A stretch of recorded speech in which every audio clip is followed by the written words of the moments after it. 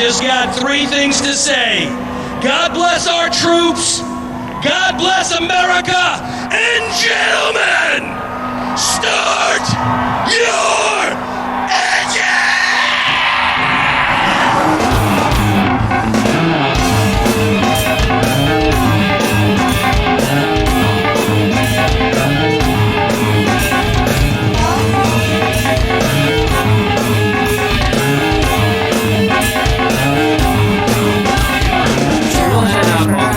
So let's redo it. Welcome to Pistons and Politics, episode 4 with Brian Armbrust and Ed Goodman.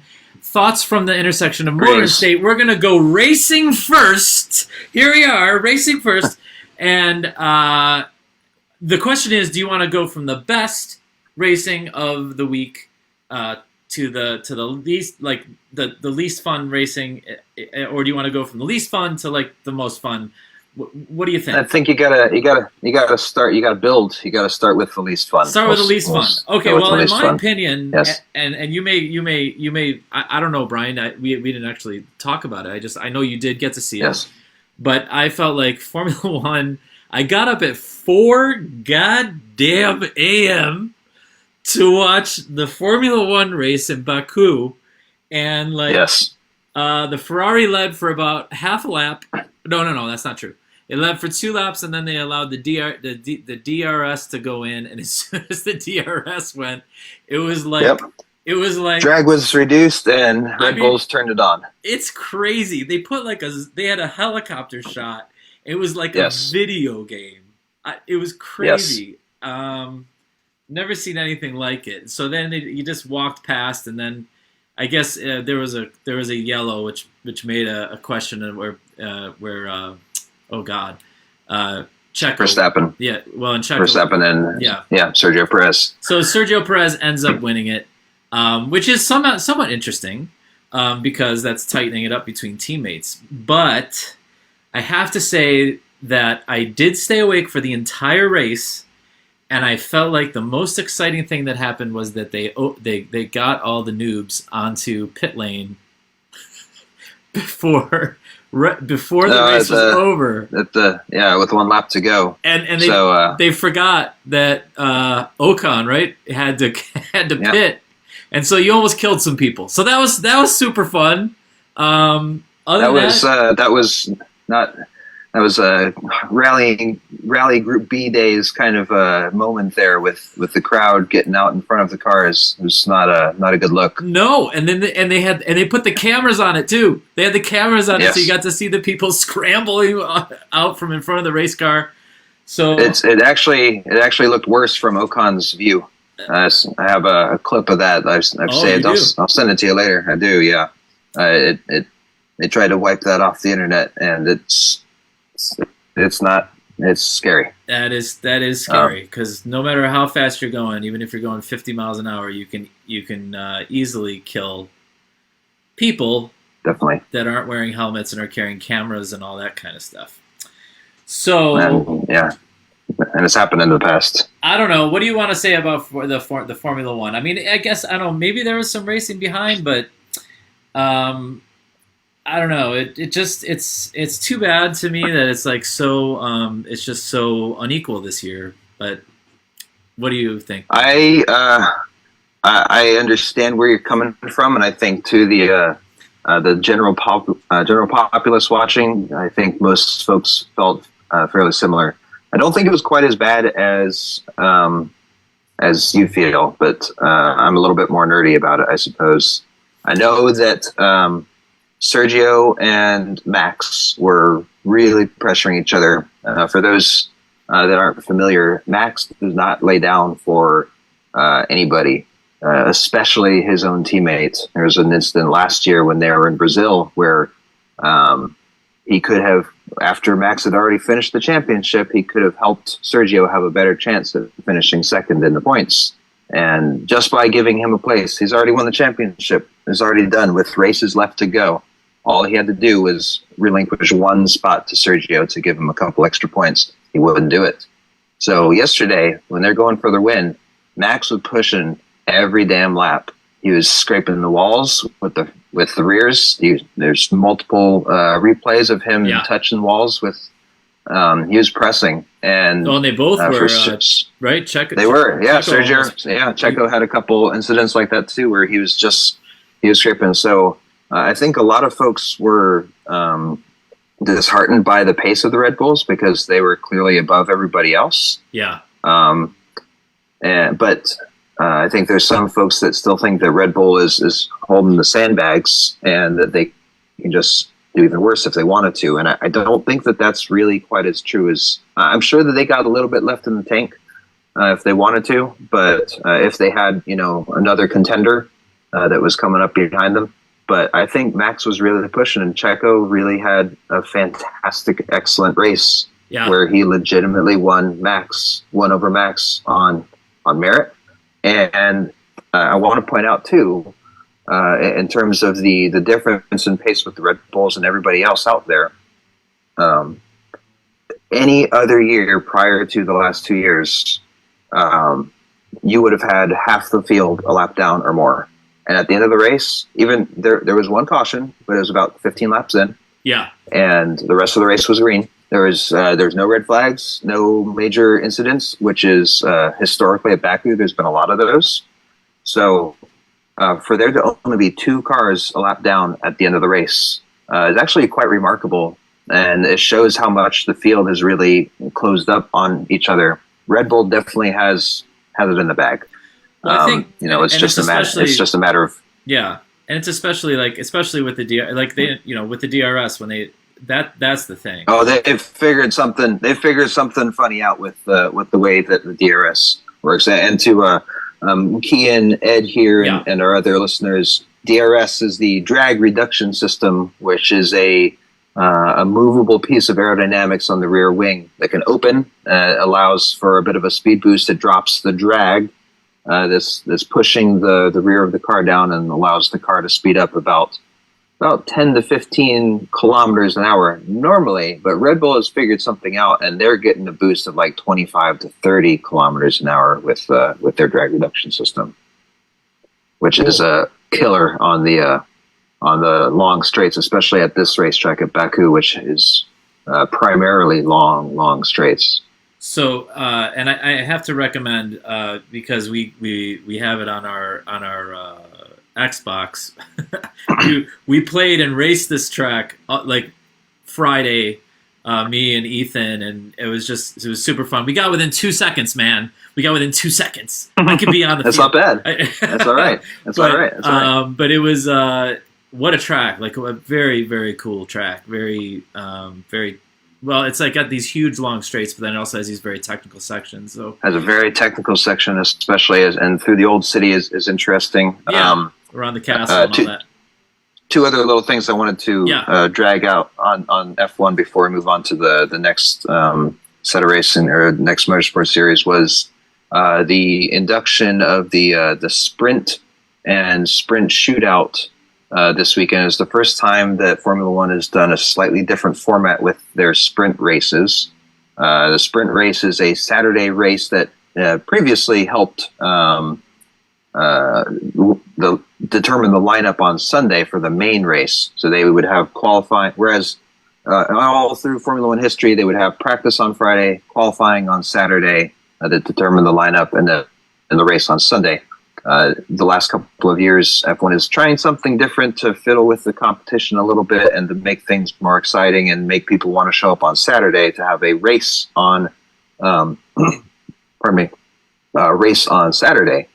Well, this year, the new rule is that qualifying is on Friday, and then on Saturday Saturday is its own little miniature race weekend where they have a qualifying session again on Saturday morning, and then a short sprint race in the afternoon. And it has its own points. It's a quarter length of the full race, or something. I think it's a quarter length if I remember correctly. It's 17 laps as opposed to 70 or whatever it was for the full length, and or 60 something or whatever.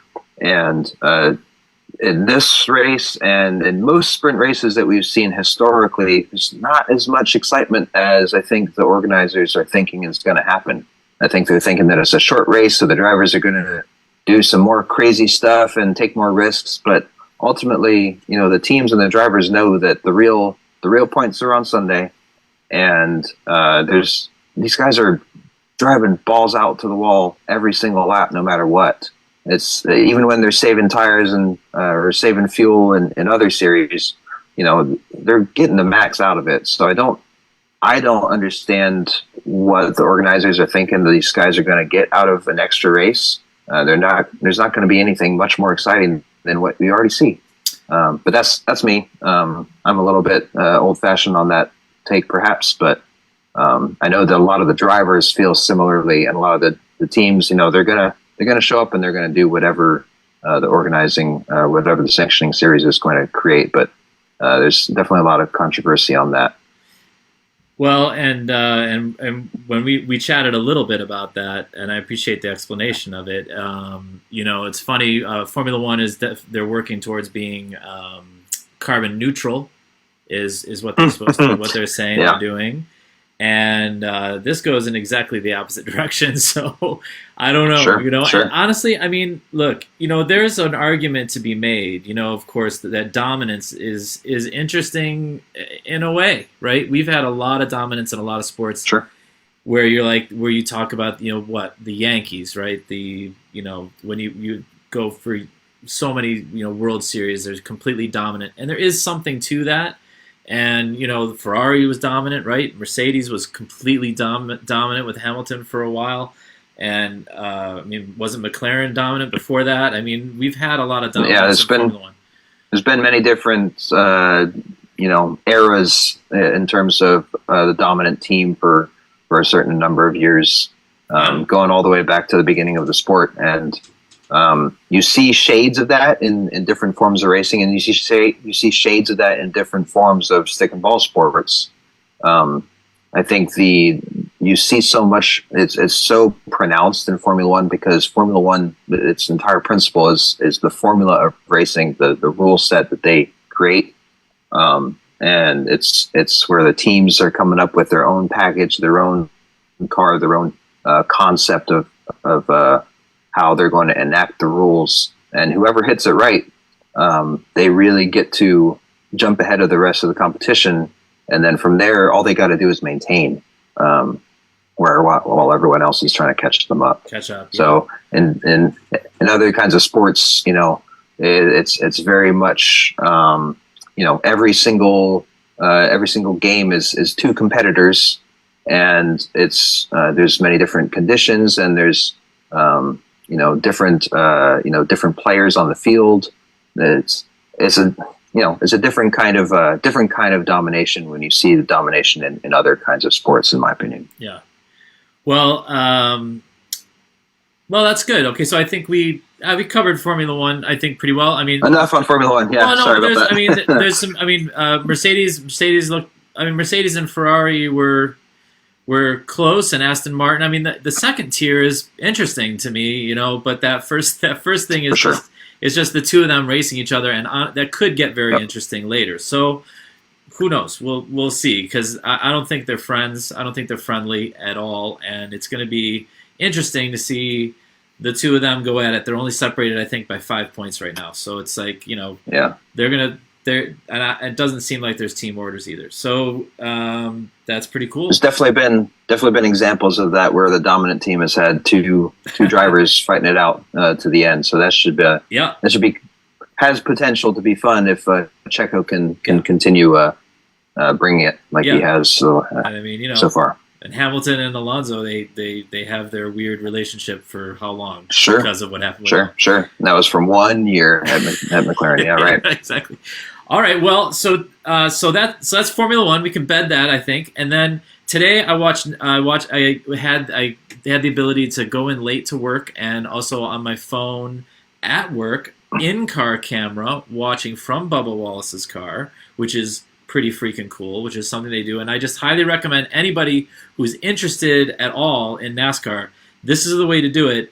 Pick a car, any car, whoever you like, whatever, put them on your phone and watch the in-car of what they're doing live, and then listen to the radio. That's what I did.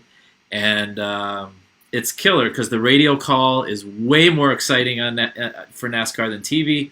and then you're watching the in-car, and it's crazy to watch the racing. The racing is nuts from inside the car. It's far more nuts than it is from, a bird's eye view. So sure. Today they were at Dover. They got rained out on Sunday. They had a pretty darn good crowd, believe it or not. They looked like it was maybe half full, even though it was on a Monday. So a lot of people called in to work. And they let's see. I took some notes. Oh yes, they had the rain delay. So who wins? Martin Truex Jr. wins. Which is his first time in 60 races, so it was a big deal for him. At this track, they race on concrete, and it has a huge banking, and also on both ends of the track, it dives down like a roller coaster into the corner. It's wild. It's like there's elevation change where you come off the corner and down, or you come off the straight and down into the corner. And then the car sets and you go around it. It's pretty neat. They call it the Monster Mile for that reason. Anyway, I thought it was an excellent race. Ross Chastain made a mess of it. He ended up coming in second, but in the halfway through the first stage, he runs over someone that they're lapping, and that there were two cars racing each other, and he came up to it, and he had the 5 behind him. Kyle Larson was behind him, and Ross just ran over the number 15, who I'm not going to know his name. Lappers. But you just ran him over for no reason, and then he wrecks him to the wall, and it takes out Larson. So, wow. Yeah, so Larson was incredibly pissed, and this is the way Chastain races. And I was talking. We were talking on the phone when this happened, and it's like the thing is that people say, "Oh, Ross Chastain races like Dale Earnhardt," and I call bullshit on that. Like, this guy makes mistake after mistake after mistake after mistake, in my opinion. And this is just a mistake. It's just a dumb mistake in the middle of the first stage. It means nothing, and he ends up taking out one of the other the best cars, and he goes forward. He apologized after the race. If I was racing with him, I would be sick of that stuff. I'd be sick of the apologies. Like, once somebody's apologized 6 times for running me over or running me over, like, I'm done, right? I feel like it's done. But it was pretty wild to watch from Bubba's point of view. He started 28th because of the metric, and because they rained out qualifying. He ended up 12th. He shredded a tire, which was just, I don't know how he kept it out of the wall. When he shredded a tire, he ended up getting down there and making his pit stop actually early, and he ends up coming from 28th to 12th. So that's all right. Yeah, considering that's a pretty. Yeah, I think that's what. Yeah. I think that's kind of what we more or less predicted. We're saying about if he gets a top 10 out of the weekend, that's a solid solid race. A top 10 would have been. I think he was in line for that if he didn't have the problem with his tire. Sure. Yeah. But the racing there, man. I mean, the racing was really good. I thought the racing was excellent today. There had plenty of fall off with the tires. The cars were going forward and backwards. You'd see the same car come by Bubba, and then 3/4 of the way through the run, Bubba's coming back through him because he's managed the tires better, so on and so forth. So it was a really good race. 23XI. Dover's always great. Yeah. 23XI went P7 and P12, which was a good day. So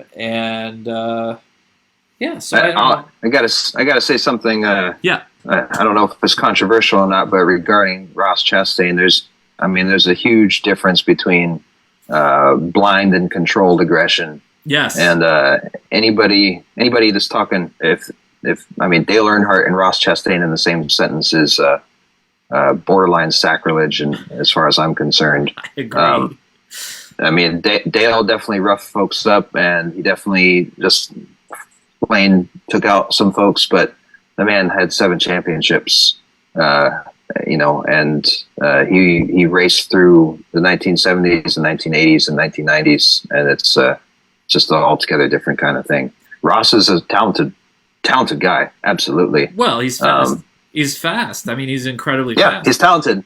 But we've raced these guys. You've raced these cats, right? Somebody who's super fast, but they can't get their head out of their rear end when they're racing you. Yeah. Just he's. I mean, what's this that he smashes the watermelons, right? Yes. Like, this is your brain on Chastain, like the way that he drives sometimes. Yeah. It's people are not happy. It's gonna end up policing itself soon. So anyway, but I thought it was an entertaining race, and for anybody who's not watching a lot of NASCAR and wants to introduce themselves to it for some odd reason, I say get inside one of those cars, watch what these guys are doing. It's insane. The racing was actually very good today, so I enjoyed it quite a bit, and I still think it was inferior to. Let's put NASCAR to bed. Hold on. Before you get to it, because quick insert. I would say because there were 4 major races this weekend, really, in terms of world racing. World Endurance Championship was at Spa. Those the hypercar prototypes and the GT cars. And I know that you did not get a chance to watch. I know you saw a couple of the results afterwards, but I watched a bit of it. It's a 6-hour race. I did not wake up at 3 a.m. to watch the whole thing. Why not, Brian? Why not? Unlike the crazy man that woke up at 4 to, take a waking nap.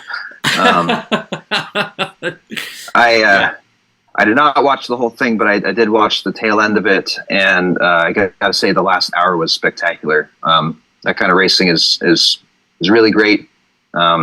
It's really pure. Racing, which we'll kind of segue into with Indy, but there's pure racing in the sense that these guys are racing around the clock and racing with different kinds of cars on the track, and there's a lot of interesting rules. And after 6 hours, they had a couple of cautions throughout the race. They had one huge spectacular crash at Eau Rouge. I saw with one of the Cadillac prototypes. Awful. Very scary. But he was okay, right? At the end of 6, he was okay. He was okay. Yep. Everyone was all right. Everyone was all right, thankfully. That corner, man. That is a hell of a corner. Yeah. But at the end of 6 hours, you have three different classes, and there were fights for the podium in the final 5 minutes in all 3 classes. The win overall was pretty much determined in each class, but second and third were fighting it out in every other class all the way to the last lap. Even the last lap determined the podium in the top class in the hypercar. So that was a great race. Porsche got edged out. They dropped off the podium. Toyota won overall, but the Ferrari, who came in third, they actually made 2 extra stops compared to the winning Toyotas.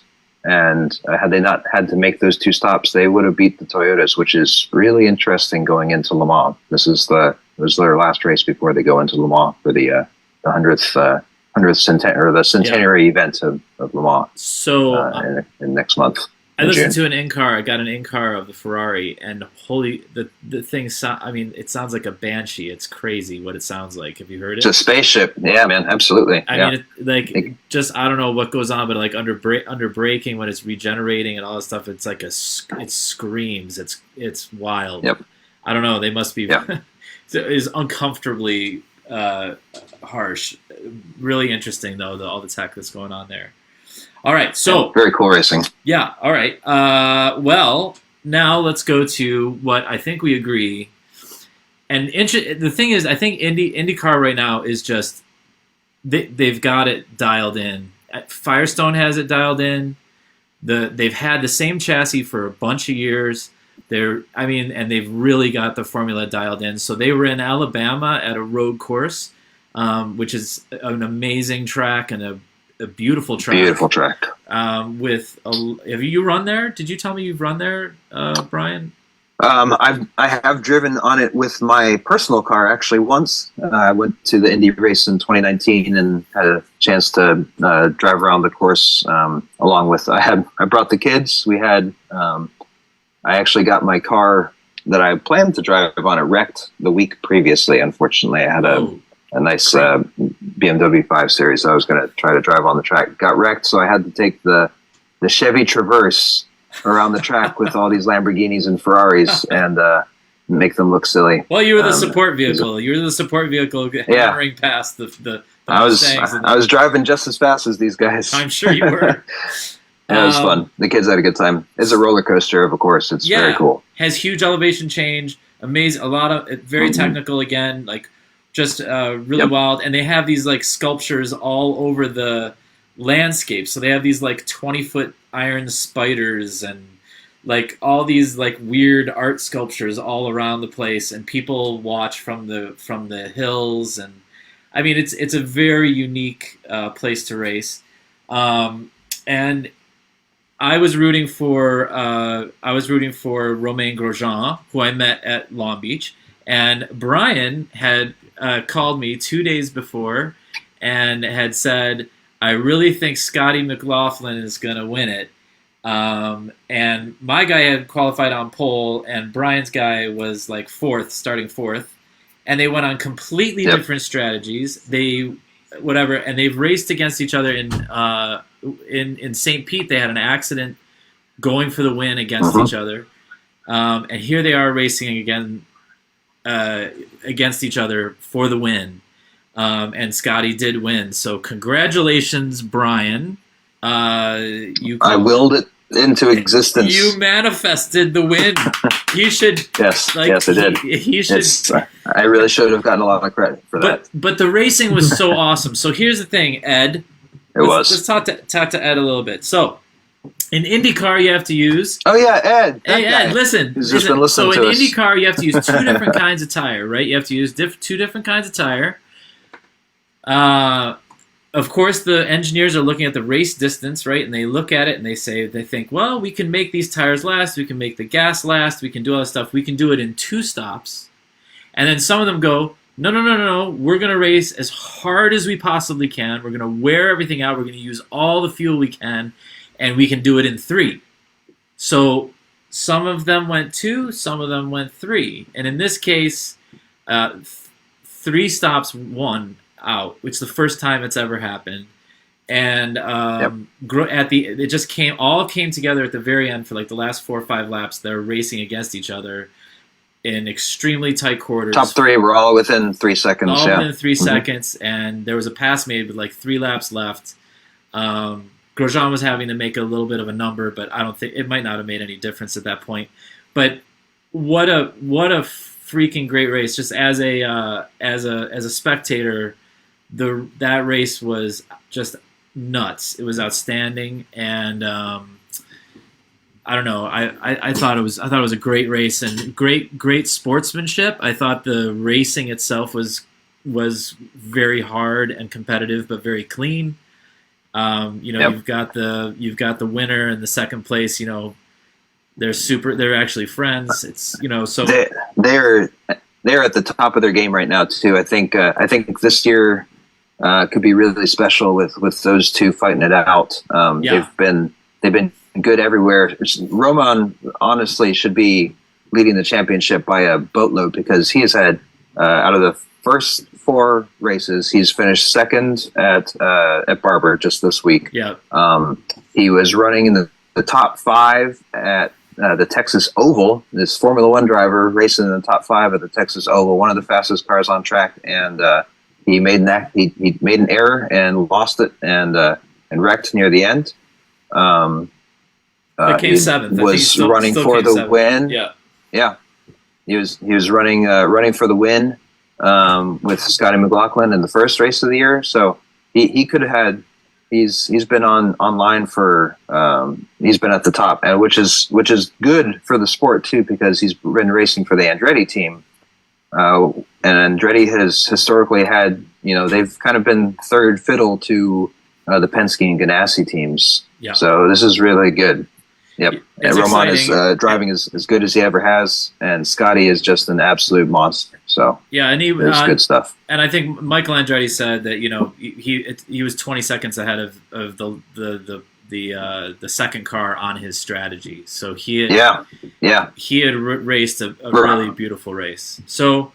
But yeah, IndyCar is awesome. We're coming to the month of May. We've got the road course at Indy, and then we have, of course, the Indy 500 at the end of the month, which I'm super, super excited to see, and hope you guys all check it out. So that's the racing for the week. Well, I don't know what time it is. I don't know where we are, but it's 7:41. Holy crap! That was like that's about right because we got started a little late. So that's like 30. Yeah, start a little late. Packed 30-ish minutes. Racing 30-ish minutes.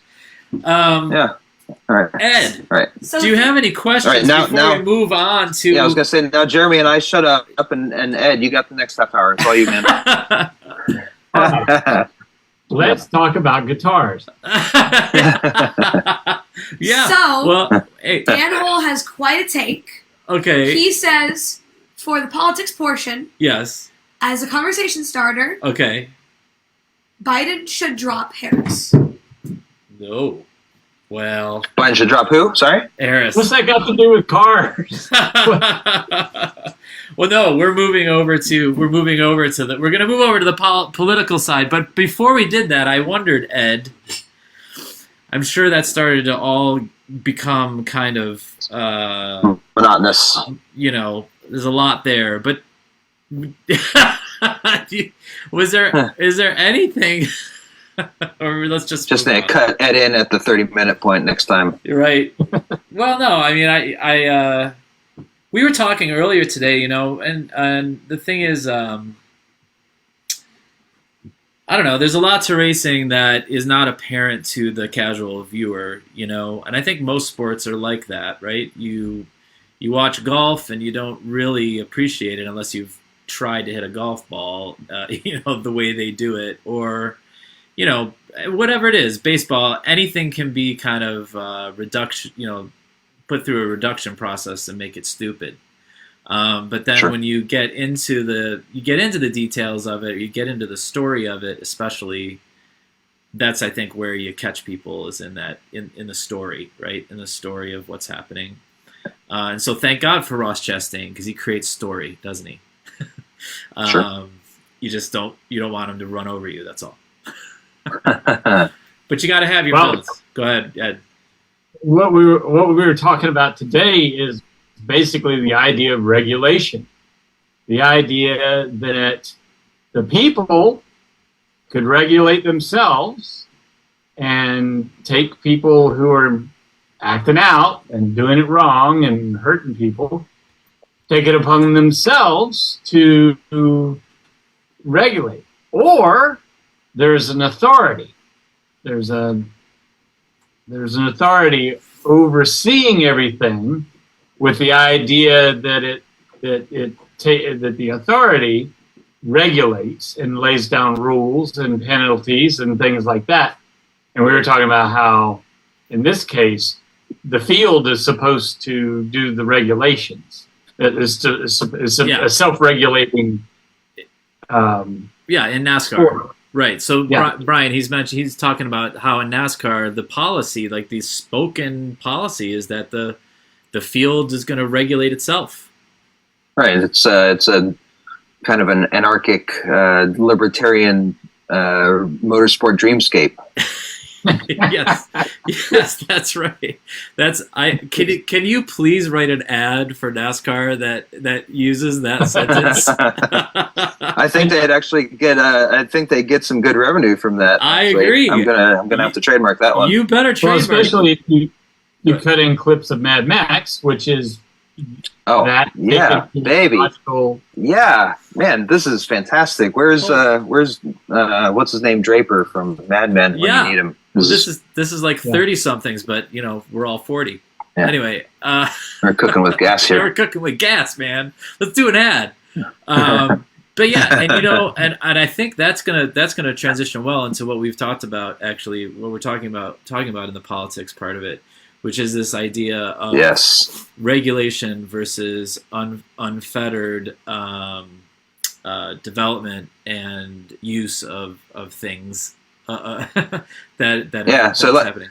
I think I got a decent segue on this one. So it's bear with me for a second because I'm going to go off kilter, but we're going to bring it back. So just recently, this past month, there's a German magazine called, if I remember correctly, Die Aktuell, which is the actual in German.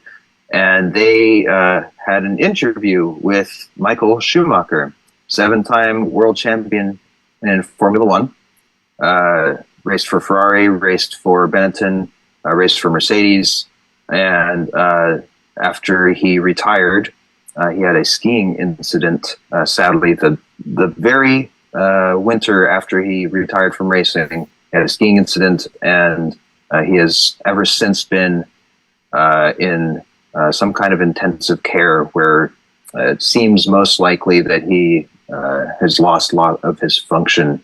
I hesitate to say that he's in a vegetative state because we don't know. We've not had a single interview. No one has seen him. His family keeps him close and takes care of him.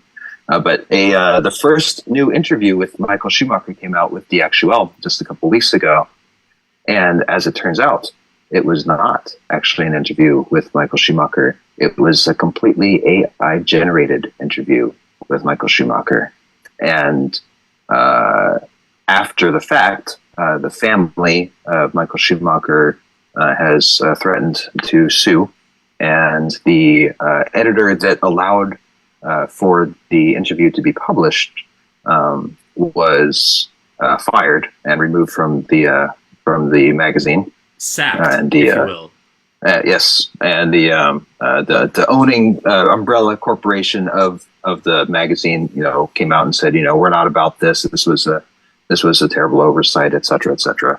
But what it kind of segues into is the development of artificial intelligence and how this is going to have effects on our society. Not only American society or not only German society in this case, but our civilization at large, and where that regulation, one might argue, needs to fit into the equation here.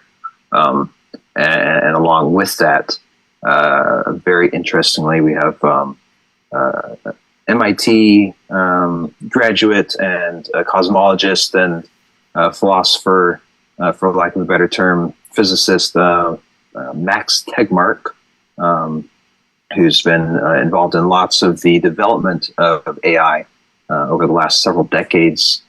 He, along with something like 1,000 or 1,500 other scientists and titans of industry, came out with this open letter for the calling for a pause of giant AI programs and experiments over the next 6 months at minimum.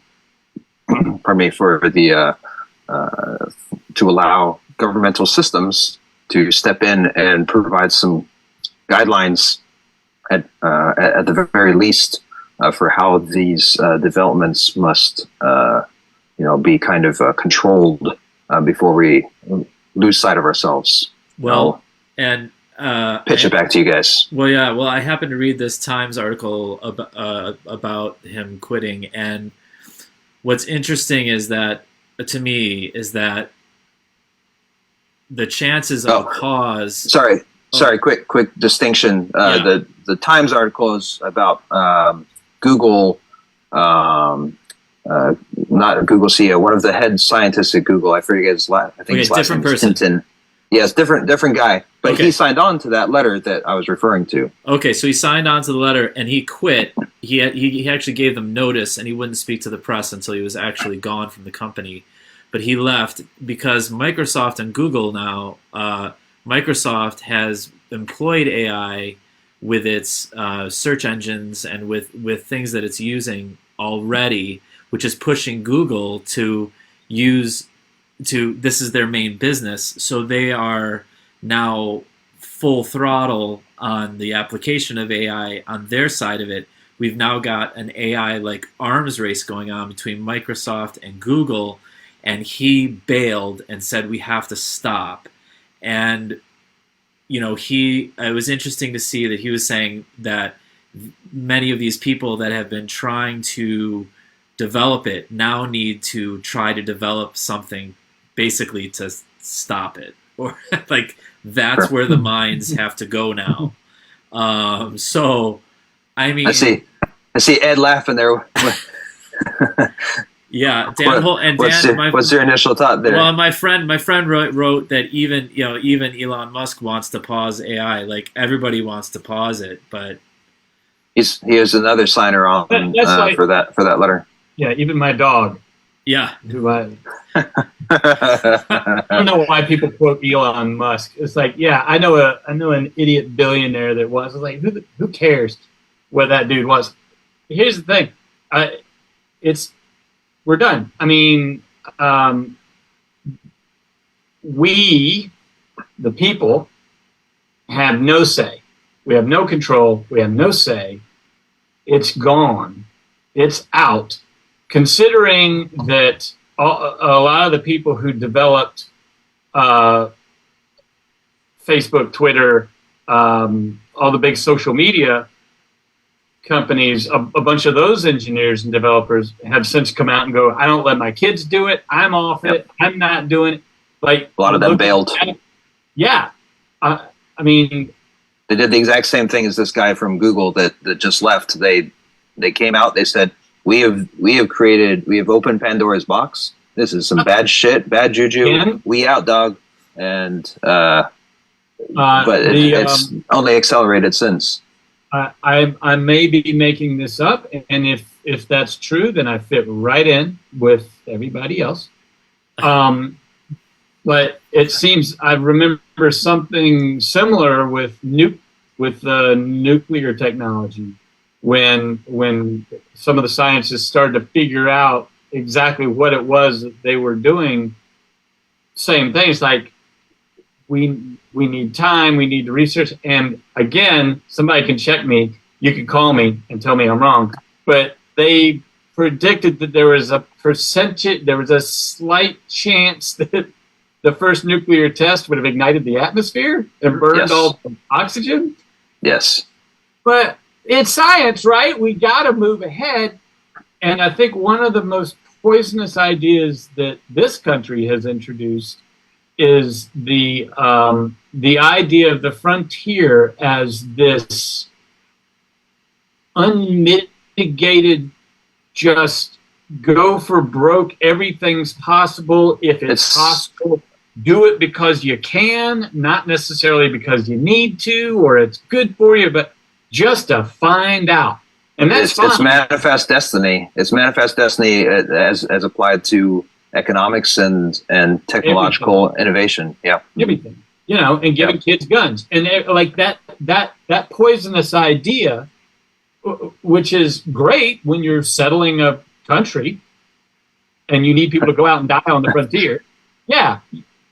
Go. Get out of here. And, the Oregon Trail was basically a graveyard, it was home graveyard. And ever more so for the native, the indigenous folks that were, they were, so this is another, in the way. You're part of the equation. You're in the way. And so you get moved out of the way. Well, the people who are in the way for this stuff is us. We're the ones who are, anybody who's like, hey, maybe, we can't absorb it as fast as it's coming out. Like I lightly follow the AI kudzu growth on Twitter, and every week I see these threads say, here are 10 new things that you could do, and they're exponentially more powerful. Yes. A month ago we didn't have selfies of Joan of Arc and Julius Caesar, and now just yesterday I watched a clip of a movie And have y'all seen the beer ad, the AI beer ad? I haven't seen that one yet. No. It's perfect because it's horrifying. Mm-hmm. The humans, it doesn't quite know It's not how quite to right. humans yet, but it's exactly what it thinks humans look like. I saw the pizza one. I don't know if you saw the pizza Yeah, one. I saw the pizza one. It's yeah. hilarious. It's very funny, but terrifying. Yes. Well, like it's we predicted all this. Like this is all predictable. Over and over again. Yeah, I mean, Just quick thing here. Science fiction to reality. Hey, Michael. I just want to say hey to Mike Ford. Hey, Mike Ford. Thanks for coming on. And I think I remember this too. Dan Hull. He says, wasn't there a thought that the Hadron Collider could possibly open a black hole or something black like hole. that? Yeah, Yes. it's like, but we went ahead with that too. The thing I see. Oppenheimer. Oppenheimer with the nukes, said, this is part. Yeah, just like you said, Ed, this is science. We gotta move forward, and you have a choice. Well, and this fellow who quit Google, he had a quote at the end. He was like, I guess I can comfort myself in that, because this guy apparently was involved in, he has also been involved in this for decades, and creating these. Basically, he's creating a learning like a machine that learns. Right? That's the idea. And what's crazy to me, man, is like I'm just linking it back to like the racing. Like, does AI now become? You're like, oh yeah, it's 49. No, it's 78 degrees. It's 20. You have 24% humidity. You have a 950 horsepower engine with this much torque at this much RPM. You've got this size tire. It's made out of this. Da da da da. And you just say, so AI, what are the settings? Right? And it goes bliff. And there you go. And what's this going to do? I'm just talking about something inconsequential. But like so that's the functionality piece. That's where AI is going to get used to hyper accelerate everything. I mean, it's accelerating the funneling of wealth upwards. Yes. It's going to further remove human interaction. It's going to have all these different effects. And I this happens to be one of my most fascinating topics for me personally. But going to the topic of regulation and of self-regulation, the way that AI is being used and the way the machine learning actually applies is the AI is writing its own code. So you guys are talking about the drivers, it's the boys have at it, like the drivers, having enforcing their own regulations. And you don't, in any kind of racing, for racers that have raced, we all know that you're always going to keep going until you fucking die. Like right. you always keep, there's that other guy is going to race to the end. If you pause for a second, that other guy is going to go. And this is exactly the same kind of thing that's happening. This is where that arms race is coming into. You have Google, you have Microsoft, you have OpenAI, you have all these different companies that are all trying to be the first, and they're all trying to figure out the best way. And when you actually have the AI writing itself and smart enough to write itself, you're starting to get into a place where we've lost the plot here. Skynet, more likely in that way. Billy's talking about Skynet. Okay, thank you, Billy. No, wait. The other thing I wanted to say. No. The thing no, he's right though. Like there's so many different examples in science fiction, and actually, I wrote down a couple of them before we started this. I mean, you have all the literary greats of Isaac Asimov, Ray Bradbury, and then you have some more modern takes like Westworld and Blade Runner, Ex Machina. But then you start getting into the scary stuff, the really scary stuff. That stuff I just referring to is we start talking about sentience and what that means. But when you start having an AI running itself and self-regulating and creating itself, You start getting into the more scary stuff like Alien and Terminator, the Marvel movies. You got Ultron, 2001, stuff like that. Like you start getting into we're not that far off from this actually. And Ed, like you said, it's exponential. You have all these different companies, and you have all these different folks all over the world. You have 8 billion people that are all working on this in their own way through social media and the way that our algorithms work. We're creating this monster, and it's a bomb that is growing as we speak. So this fellow from Google, what he said was, and I think we're already pretty far. We're kind of past this. What he's worried about, I think, already with the way social media works. Ironically, we're using social media to have this conversation. So whatever, put that on the table. But he was saying that the largest danger he feels is that there will be no way to distinguish fact from fiction. Truth is going to go completely away, and this is his. Yeah. That's his fear. That's why he's quit it, and that's why he wants to fight it, is because the truth is gone. And I think we are almost. I mean, anything, don't you guys? Anytime you look at social media, you the first thing I think is, even if it's, and especially if it's something that I really agree with, I go, wait. And, I have to cross-reference and look and find and do and read and before I'll comment on any of it, because I'm like, it all could be complete bullshit. And the AI, even the generative stuff that it's using, funny thing is, like, I know I listened on NPR, and someone was saying, like, they asked it a question, and because there's so much bullshit in its source material in the world, it wrote an amazingly convincing bullshit answer to a question about slavery and racism and the founding fathers, because there's so much there's a competing narrative going on, right?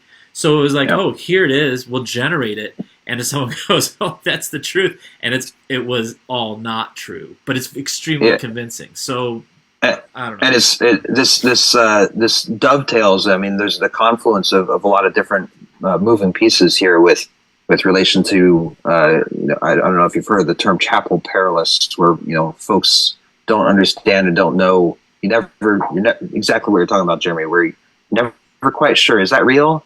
Like, I have to do all this research just to know if a damn headline that I read is even remotely true. And this is where you have discordians through history, especially in the last 70 years. When you look at the CIA, and you look at several leading heads of state that have tried to undermine our sense of reality and gaslight us to the point that we can't trust our media. We can't trust pictures and video now at this point.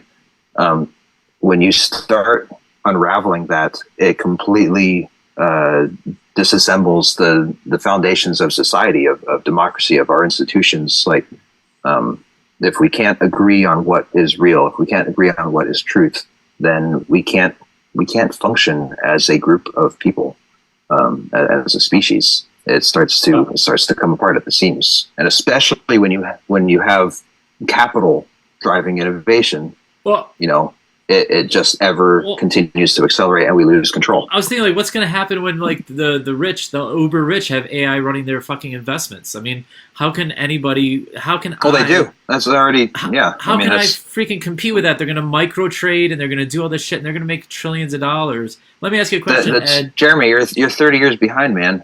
That's already been the case. Well, I mean, to some extent, but I mean, has it? What was the AI movie with Johnny Depp?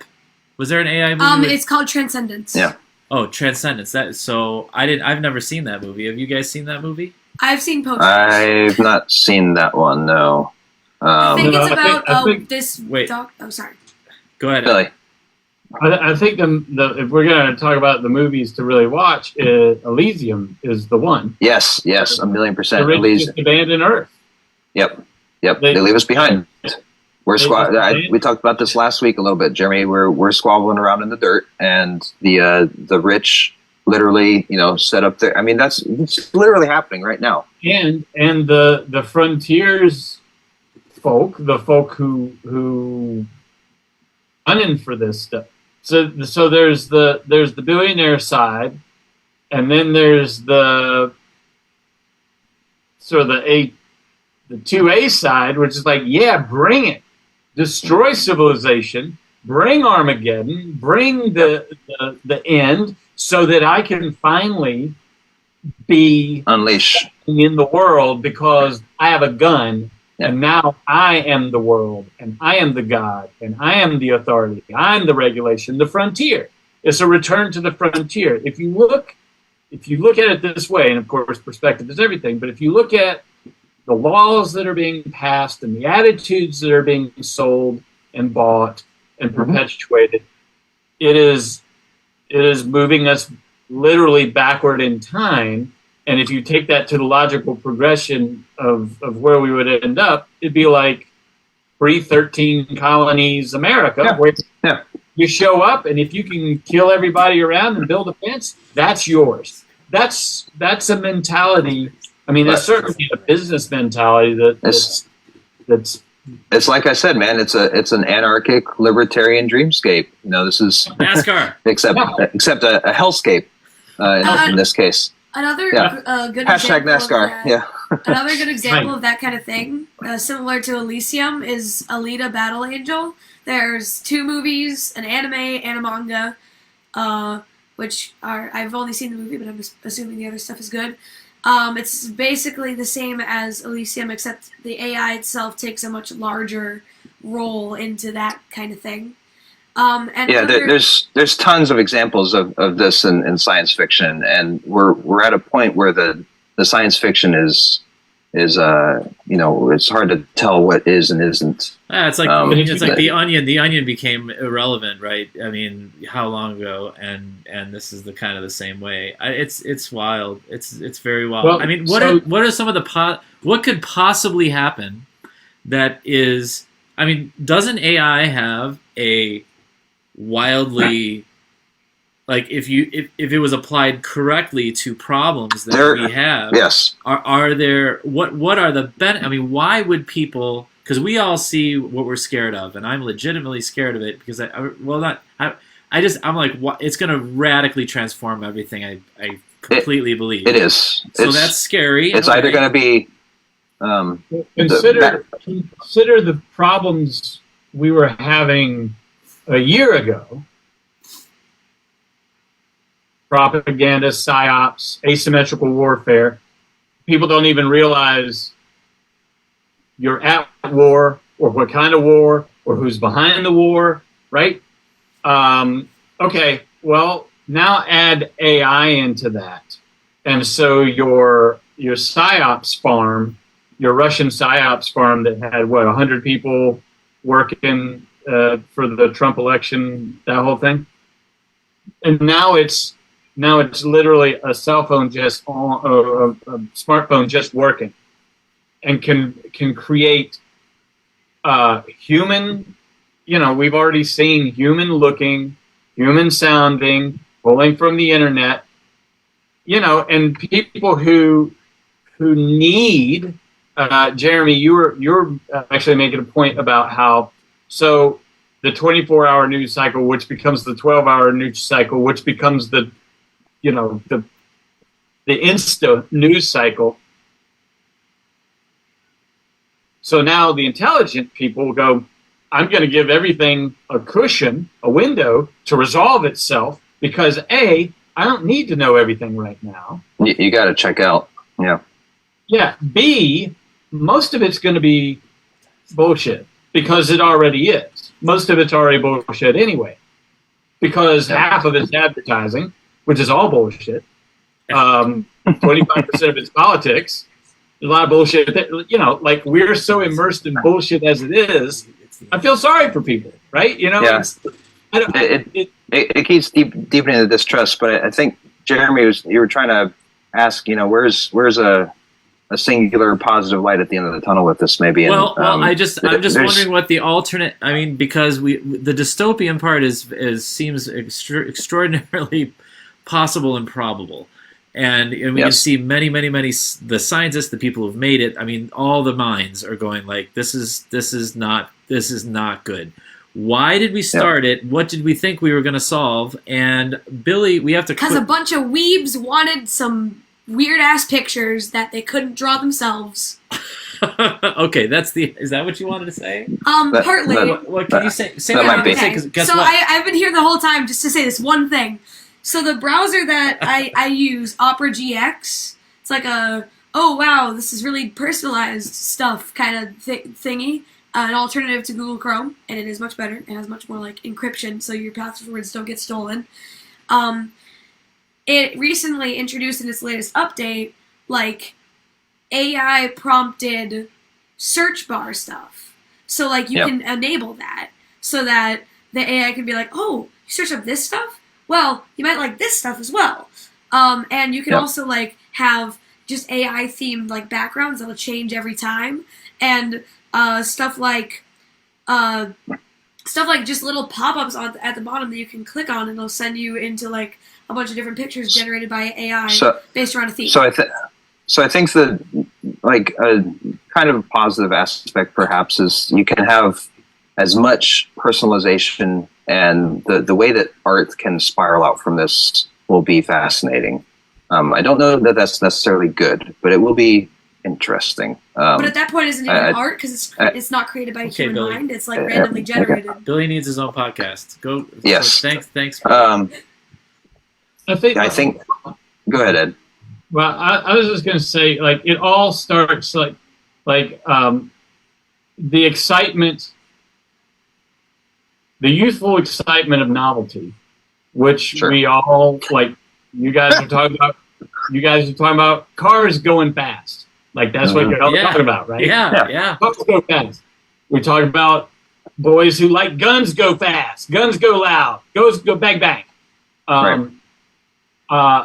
I just happen to walk in the woods a lot.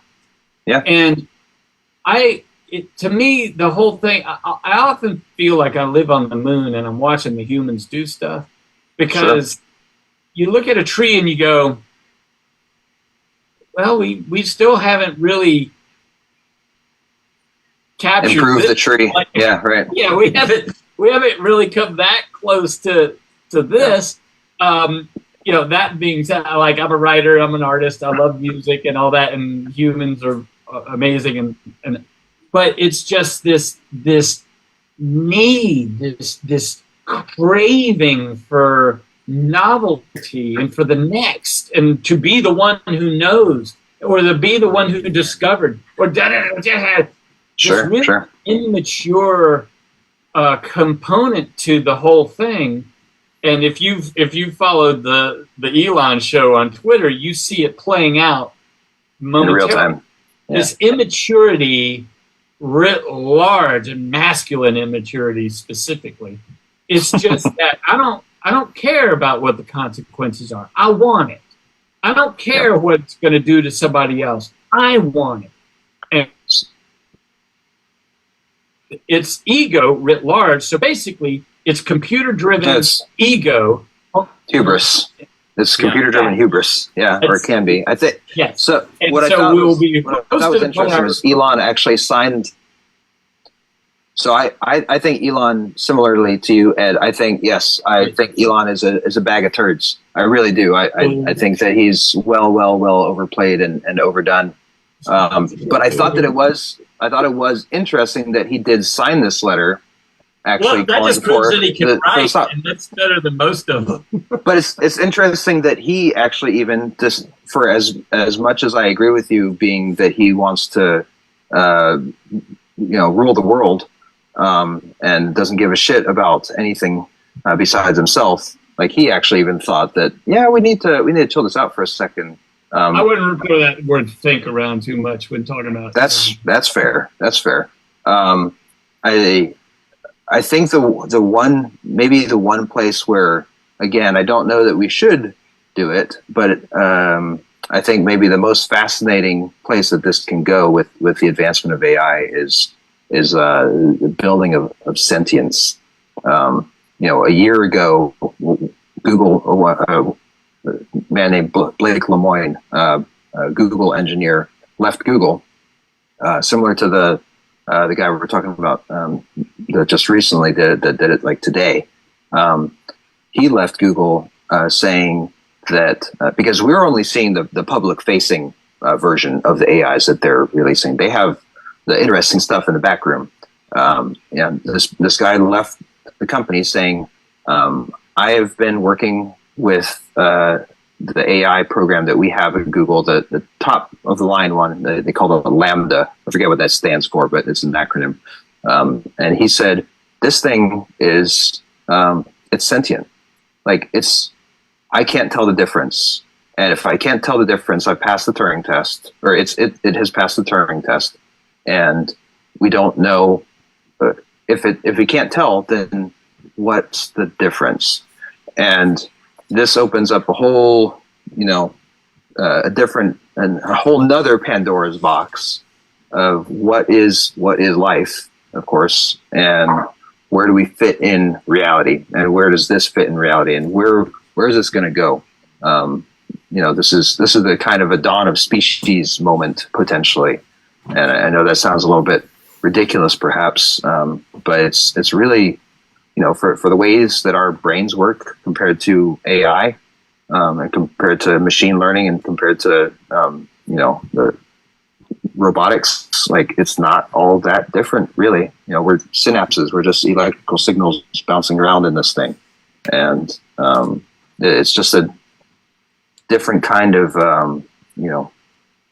revolutionary way in which our species. I mean, we're really creating something. Well, here. Is this the filter? Is this the filter, Brian? You know the filter. Do you know the name of the filter? The Great Filter. Is this the Great Filter? The Great Filter. So, it can be. Yeah, it could be. I mean, do you know what that is, Ed? This is where the Great Filter is the philosophical concept that there have been many different walls that a species has to cross over in order to get to the point where it can become a spacefaring or an advanced species that can populate the universe. Because why haven't we met anybody? Everything that we've seen so far, like we're stuck on this planet. Like we made it to the moon, but that's we can't really go much further than that. We haven't really figured it out. And there's many different blocks along the way, whether it be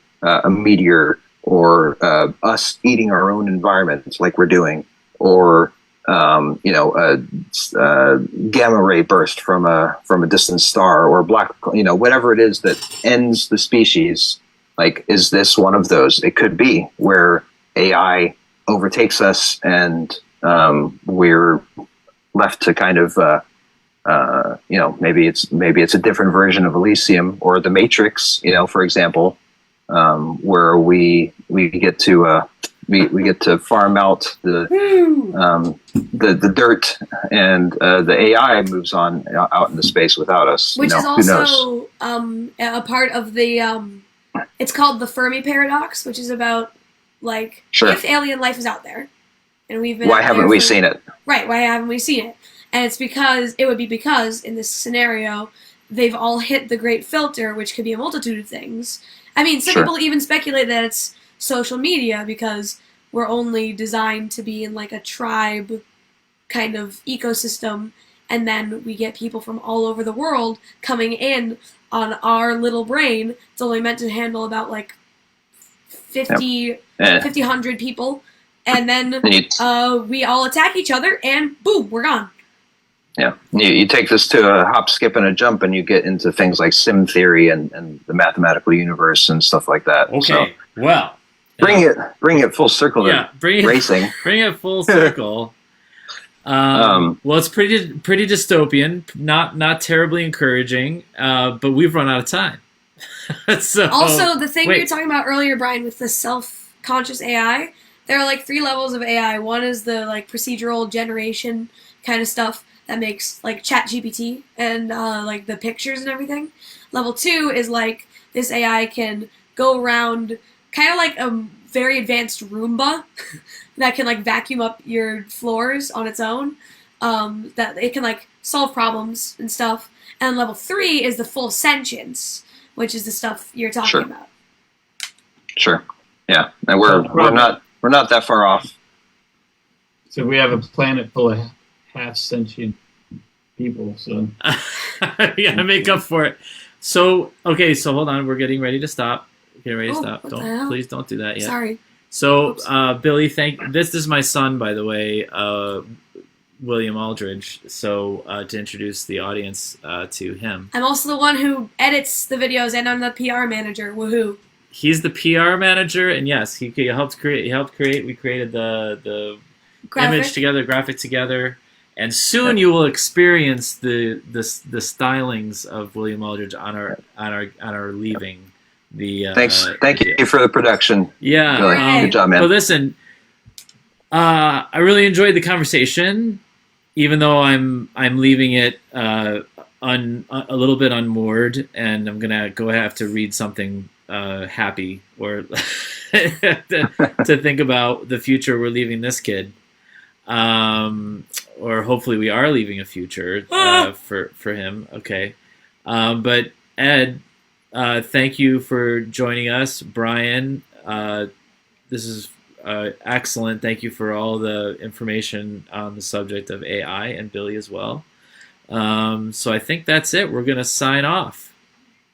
What do you think, guys? You good? All right. Hey, thanks, Ed. Thanks, Brian. I think there's a lot of dystopian pieces to it, but I think that there's there can be some beauty in there. You just have to choose to find it. All right. Yep. Sounds good. I agree wholeheartedly. Okay. Thanks for tuning in to Pistons and Politics, y'all. We'll see you next week. Thank you, everyone. Take care.